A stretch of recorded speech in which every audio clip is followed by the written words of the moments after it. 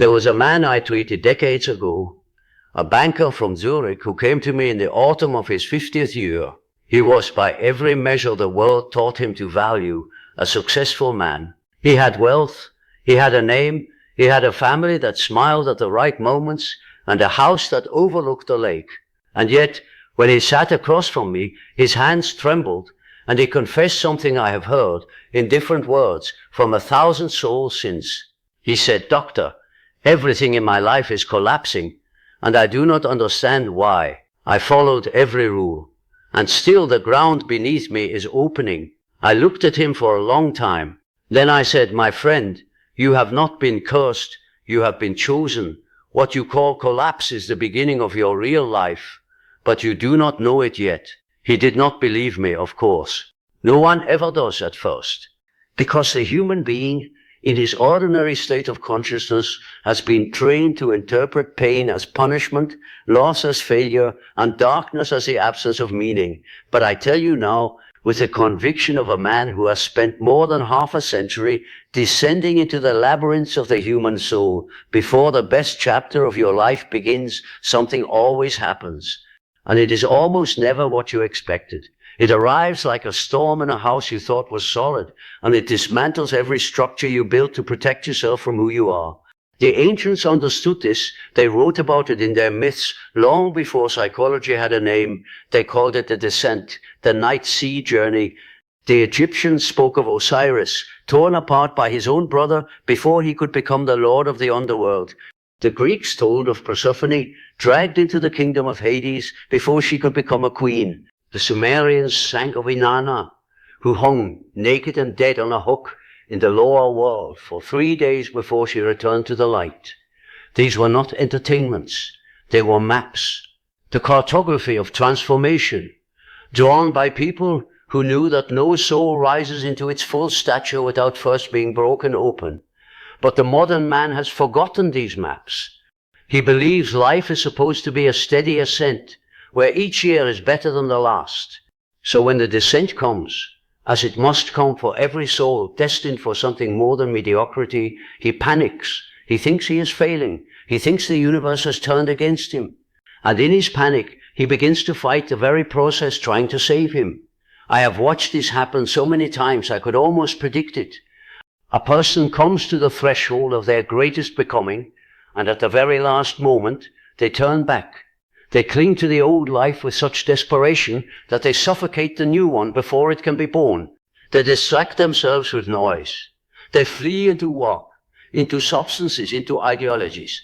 Anything to avoid the unbearable feeling that everything they have built is no longer who they are. But the most surprising part is yet to come. Because what looks like collapse from the outside is in truth a precise and intelligent operation of the unconscious. The psyche is not random. It has its own wisdom, its own teleology. It knows when the structure of the personality has become too small, too rigid, too false to contain the soul trying to live within it. When that moment arrives, the unconscious begins to dismantle what no longer serves. It pulls the threads of your old identity until the whole garment falls apart. And it does this not because it hates you, but because it loves you more deeply than your conscious mind ever could. I call this process individuation. Others have called it awakening, or rebirth, or the dark night of the soul. The names do not matter. What matters is the recognition that this is not an accident. It is the most important thing that will ever happen to you. If you can understand it even a little, you will stop fighting it. You will walk into it with the dignity of someone being initiated into a deeper life. Let me tell you what I observed in those who passed through this threshold. The first thing that always happens before the best chapter begins is a profound disillusionment. The things that used to excite you no longer do. The goals that once seemed important suddenly feel hollow. The people who used to fill your hours now bore you. You walk through your own life like a stranger in someone else's house. You wake up in the morning and ask yourself with a dread that has no name, is this all there is? This is not depression, though it can wear the mask of depression. This is the soul refusing to participate in a life that has become too small for it. The persona, that carefully constructed mask we wear for the world, begins to crack. And through those cracks, something else begins to leak out. Something older, something truer, something that has been waiting in the basement of your being for you to finally pay attention. What Jung said about this is deeply unsettling. Most people will do anything to avoid meeting themselves. They will build empires. They will start wars. They will fall in love a dozen times with the wrong people. They will accumulate possessions, achievements, followers, all of it in service of one secret purpose: to never sit alone in a quiet room and hear what their own soul is trying to say. But there comes a moment in the life of every person destined for awakening when none of these strategies work anymore. The distractions stop distracting. And in that terrible silence, the soul finally has its chance to speak. The second thing that happens, and this is where most people break, is the eruption of the shadow. The shadow is everything in yourself you have refused to see. It is the rage you suppressed when your father told you, "Good boys, do not get angry." It is the desire you exiled when the church told you your body was a source of shame. It is the ambition you buried when the world told you people like you do not deserve to dream. The shadow is not evil, though it can do evil things when repressed for too long. It is simply the part of you not allowed to live. And when the structure of the personality begins to collapse, the shadow comes pouring out of the cellar like water from a broken dam. This is why people on the verge of their greatest transformation often do things that shock them. A devoted husband finds himself fantasizing about a life he never chose. A loyal employee discovers that he hates the company he has served for decades. A mother who poured herself into her children begins to feel a fury she cannot explain. These are not signs of moral failure. They are signs that the unconscious is finally being heard. The exiled parts of the self are coming home, and they are coming home loudly, because for too long they were not allowed to whisper. The detail most people overlook hides precisely here. They think the shadow is something to be conquered, beaten back into the cellar. But the shadow cannot be conquered. It can only be integrated. Until you sit with it and listen to what it has been carrying for you, it will continue to disrupt your life from beneath the surface. The alchemists, those medieval philosophers whose work I studied for decades, called the first stage of transformation the nigredo, the blackening. And they said no gold could be made without first descending into this darkness. They were not talking about metals. They were talking about the soul. The third thing that happens before the best chapter begins is that your relationships begin to shift in ways you do not understand. Some people who are close to you suddenly feel distant, as if a glass wall has appeared between you. Others whom you barely noticed before begin to step into your life with strange importance. Friendships that lasted decades dissolve in weeks. New connections form with the intensity of recognition. You may lose half of the people you thought were essential, and you may grieve them. But beneath the grief, if you are honest, there is also a quiet relief. They belong to a self you are no longer willing to be. I have seen this break the heart of many of my patients. They came to me weeping, asking why everyone was leaving them, and I told them nothing is being taken from you. The old life is being released. You cannot grow into who you are becoming while still surrounded by people invested in who you used to be. The psyche knows this, even when the ego does not. It begins to clear the field. It removes, sometimes brutally, everything that would prevent the new self from being born. Here begins the darkest game of the unconscious, because the fourth thing that happens before the best chapter is that your dreams become strange and powerful. You may dream of houses with rooms you never knew existed. You may dream of dead loved ones who come to give you messages. You may dream of serpents, of great storms, of falling, of being chased through forests by figures whose faces you cannot quite see. You may dream of doors, so many doors, doors that open into rooms full of light, doors that open into rooms full of darkness, doors you cannot stop yourself from approaching. These dreams are not random. They are the unconscious speaking to you in the only language it knows, the language of symbol. The unconscious has no words. It has images. It has stories. It has archetypes older than language itself, older than civilization, older than the species. When the time of transformation is upon you, the unconscious begins to release these images with extraordinary intensity because it is trying to prepare you for what is coming.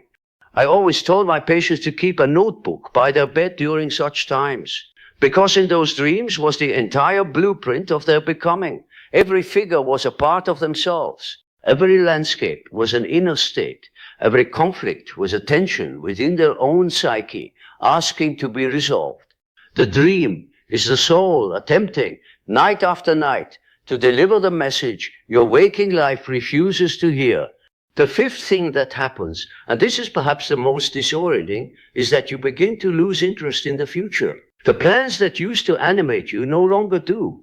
The visions of who you would become at 60, at 70, at the end of your career suddenly feel like the dreams of a stranger. You cannot remember why you wanted those things. And in their place, there is a great and unfamiliar emptiness. But this emptiness, my friend, is not the absence of meaning. It is the space where new meaning becomes possible. The old life had to be evacuated before the new could move in. During that evacuation, when the old furniture has been taken out and the new has not yet arrived, you walk through the rooms of your existence and they seem haunted by a silence that frightens you. The mystics call this the cloud of unknowing. The alchemists called it the prima materia, the formless matter from which the new self would be shaped. A great pause, a great hollowing out, in which it seems nothing is happening, when in truth everything is happening just below the threshold of what you can perceive. What mythology has been trying to tell us for centuries is this: every hero, before he can return with the elixir, must spend time in the belly of the whale. He must be swallowed. He must, in some sense, die to who he was. He cannot see what is being done to him. He can only feel it. He can only endure it. He can only wait in the darkness for the moment when the whale will release him onto a shore he has never seen. The story of Jonah is a description of what happens to every soul being prepared for its destiny. I want to speak now of something I rarely discussed in my published works. There is, in this period of transformation, a particular loneliness unlike any other a human being can experience. It is not the loneliness of being without companionship. You may be surrounded by people, a loving family, devoted friends, and yet in the deepest part of yourself, you feel utterly alone, as if no one can reach you, as if there is a chamber within you, sealed off from the rest of humanity. And in that chamber you sit and you wait, and you do not even know what you are waiting for. This loneliness, I came to understand, is the loneliness of the self trying to be born. The self, the true center of the psyche, is not the same as the ego. The ego is what you have been told to be. The self is what you actually are, beneath all the telling. During individuation, the self begins to assert itself, and the ego, sensing it is no longer in charge, becomes terrified. It feels itself dying. The loneliness is the gap between the death of the false self and the birth of the true one. It cannot be bridged by other people. It can only be endured. And in the enduring, something extraordinary happens. The real turning point begins right here. Because if you can stay with that loneliness, if you can refuse to fill it with distractions, if you can simply sit in the chamber and breathe and wait, then one day, without warning, you will begin to feel a presence. Not a person, not a God exactly, but a presence. Something that has always been with you, which you have sensed at the edge of your awareness, but never allowed yourself to fully meet. The mystics called it the inner companion. The alchemists called it the lapis. I called it the self. And the encounter with it is the most important moment in any human life. The sixth thing that happens, and this is where the new chapter actually begins, is that you start to receive what I came to call meaningful coincidence, synchronicities, events in the outer world that mirror with uncanny precision events in your inner world. You think of a person you have not seen in 20 years, and an hour later they call you. You ask, in the silence of your own mind, a question you have never spoken aloud, and the next day a stranger says the words that answer it. You dream of a particular animal, and the next afternoon that animal crosses your path in a place where it should not be. These are not accidents. They are signs that the inner and outer worlds, disconnected during your old life, are beginning to reunite. The psyche, when whole, does not stop at the boundary of the skull. It extends outward into the world, into the matter of life itself. When you align with your true self, the world begins to respond. It begins to rhyme with you. It begins to send you messages in its own strange language, confirming you are on the right path. I treated a woman once who had been suffering for years from a sense of meaninglessness. She had done everything she was supposed to do. A good marriage, healthy children, a respected career. And she felt, as she put it, that her life was a beautifully decorated cage. We worked together for many months.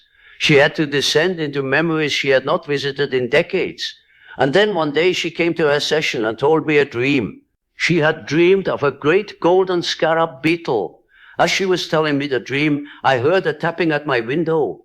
I turned, and there against the glass was a beetle, a rose chafer, the closest thing to a scarab in our climate. I opened the window, caught it, gave it to her, and said, "Here is your scarab." She wept. From that moment, the work changed. The walls between her inner and outer life had become permeable, and from that point forward, her life began to transform. I tell this story not to impress you with mystery, but to point to something profound. When you are on the verge of your true becoming, the universe itself seems to participate, not because you are special, but because you are finally being yourself. And the world has always been waiting for you to be that. The seventh thing that happens, and this is perhaps the most beautiful, is that your suffering begins to make sense. Not in a way that erases it. The pain you experienced was still pain. The losses were still losses. But you begin to see, with a clarity that startles you, that nothing in your life was wasted. Every wound was carrying something for you. Every failure was teaching you what success could not. Every betrayal was showing you who you were not, so you could finally find out who you were. The Greeks had a word for this kind of understanding. They called it gnosis. It is not knowledge in the ordinary sense. It is a knowing that comes from the depths, integrating the whole of your experience into a single luminous pattern. When this gnosis arrives, you no longer regret your past.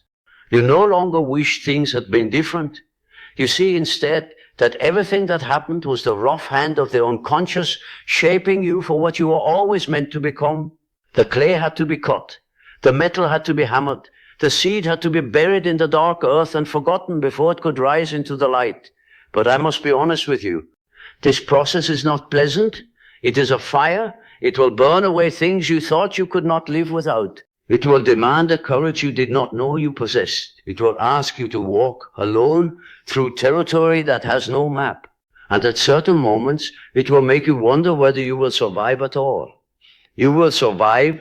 The psyche does not initiate transformations it cannot complete. The unconscious is not cruel. If you have been brought to the threshold, it is because you have what it takes to cross it. The fact that you are suffering with this particular intensity is the proof you are capable of what is being asked of you. The weak are not given great descents. You have been given this because somewhere in the depths of you, the self knows what you are made of, even when your ego does not. And when you emerge, when you finally walk out of the underworld and back into the daylight, you will not be the same person who entered. You will be quieter. You will speak less. You will listen more. You will lose your taste for shallow pleasures and gain a hunger for what is real. You will notice things you never noticed before. The light on the wall in the late afternoon. The silence of a room when someone you love is reading nearby. The strange beauty of an ordinary tree standing in an ordinary field, entirely itself. You will become, in a word, more yourself. Not the self the world wanted. Not the self your parents tried to build. Not the self your fears constructed for protection. But the self that was always waiting beneath all those layers for the chance to live. From that self, a new life will begin to emerge. The best chapter, not because everything in it will be easy, but because for the first time, you will be the one living it. I want to leave you with something to consider. People often ask the wrong question when they are in the midst of their great upheaval. They ask, why is this happening to me? And this question, though understandable, traps them in the position of the victim. It assumes life is something that happens to you rather than through you. The better question is, what is this trying to make of me? Or who am I being asked to become? These questions change everything. They shift you from passenger to participant. They acknowledge there is an intelligence at work in your suffering, even if you cannot yet see it. They invite you to cooperate with the process rather than resist it. The moment you begin to cooperate, the process accelerates. The suffering does not necessarily diminish, but it begins to make sense. And meaning is the medicine that makes all suffering bearable. So if you find yourself in the season of your life, in a place of confusion, of loss, of strange and unfamiliar feelings, consider that you may not be falling apart. You may be falling together. The structure of your old life may be dissolving, but only because something larger is trying to take shape. The pain you are feeling may not be the pain of an ending. It may be the pain of a birth. And birth is never gentle. It tears, it bleeds, it cries out. And then at the end of all that struggle, something arrives in the world that was not there before. Something irreplaceable. Something that could only have come through this particular night. Trust the process. Not because it is comfortable, but because it is intelligent. Not because it is fair, but because it is purposeful. The unconscious has been working on you for a long time. It has been preparing you, shaping you, breaking you, and rebuilding you for a life you cannot yet imagine. One day, sooner than you think, you will look back on this period and you will understand. You will see that the worst chapter of your life was the threshold of the best. The person you were had to die so the person you are could finally live. So I will leave you with one final question, not to answer with words, but to carry with you into the silence of your own depths where the only true answers can be found. The question is this: what if everything you are currently experiencing is exactly what was supposed to happen? What if nothing has gone wrong? What if the soul, that ancient and patient artist, is finally beginning to make of you the masterpiece it always intended? And what if all you have to do is stop fighting and let it? The door is in front of you. It has always been in front of you. And on the other side, the life you were born to live is waiting. Not the life you planned, not the life you were promised, but the life that is actually yours. The one that, when you finally step into it, will feel less like a beginning and more like a homecoming. As if you had been walking toward this place for 1,000 years, and now at last you have arrived. When was the last time you trusted what was happening to you? When was the last time you stopped asking why and started asking what for? The answers will not come in the noise of your old life. They will come if you let them in the silence opening even now beneath your feet. Listen to that silence. It is not empty. It is full of everything you have been waiting for.